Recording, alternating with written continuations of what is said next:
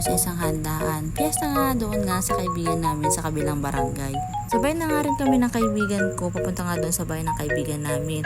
Tricycle na nga rin yung sinakayan namin, papasok nga doon sa may sa kanila. Rating nga namin dito sa kanila, ay dire-diretso na nga rin kami pumasok sa bahay nila. Kapasok nga namin, dire-diretso nga kami doon sa kwarto ng kaibigan namin. Nakita nga namin siya na papatulog ng anak niya. Pagkatapos nga na nagkwentuhan lang kami saglit at lumabas na nga rin kami dito. Diretso nga kami dito sa kanilang lamesa kasi nga nakahanda na nga rin yung pagkakainan namin. Ito nga yung mga pagkain at talaga nakakatakam at nakakagutom talaga. Nga rin kami para makapagsimula na nga rin kami sa pagkain. Habang nga ito kaibigan ko ay nagsasandok ng kanin, panay-kwentuhan nga kami ng mga kaganapan sa buhay namin. Basta nga magkikita-kita kami talaga naman todo maritesan nga kami dyan. Siyempre, bago nga kami kumain, ay video-video muna tayo at picture-picture nga dito. O diba? Ayan, simula na nga kami sa pagkain dyan. Pero bago kumain, ay mag-pray muna tayo. O ayan, panoorin nyo muna kami habang kumakain at matakam nga kayo sa mga ulam nga dito. Sobrang sasarap nga ng ulam sa mga handaan tulad ng piyastahan at talaga naman mapapadami kang kain basta ganito ang mga ulam.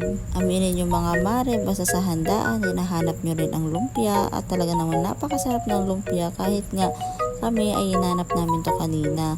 At nung nilabas na nga rin siya ay talaga namang ito talaga yung agad namin kinuha at talagang pinapak na namin kahit mainit pa.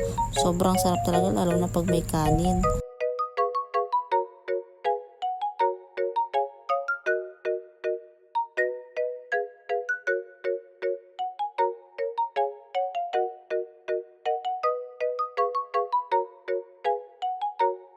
Tapos nga namin kumain, dessert naman nga ang kinain namin, ito ang grahams. Pagkatapos nga namin dyan, lumabas nga kami kasi may nakita nga kami. Ayan, ganito pala yung pagsasaing nila dito. Ayan, talagang nabilib nga ako kasi first time ko makakita ng ganitong pagsasaing. Nilalagay nila sa plastic yung bigas at nilalagyan nila ng konting tubig. At saka nila isasaing. O diba? Sa inyo ba mga mare, ganito rin ba ang pagsaing pag madamihan o may mga okasyon? Balik na nga rin kami sa loob at nag-mix na nga rin kami nitong inumin. Ito nga yung GSM na mojito at nilagyan namin ng lemon. Ayan, nagsimula na nga rin kami sa pag-inom dyan at meron pa nga ditong Alfonso. Ayan, magkaiba nga yung ininom namin sa mga lalaki. Ako naman nga ay nagpaalam na nga rin sa kanila na mauna na nga rin ako umuwi kasi uuwi pa nga ako doon sa misa amin. Ayan, pinatid lang ako ni ate dito sa kanyang kapatid na nagmumotor hanggang nga doon sa labasan. Pagkarating ko nga doon sa labasan ay naglakad na nga rin ako at talaga naman may dala pa akong take out. Ayan, kita nyo naman. At tumawid na nga rin ako dito sa Talay at nandito na nga rin ako sa amin. Kaya hanggang dito na lang muna. Salamat sa panonood.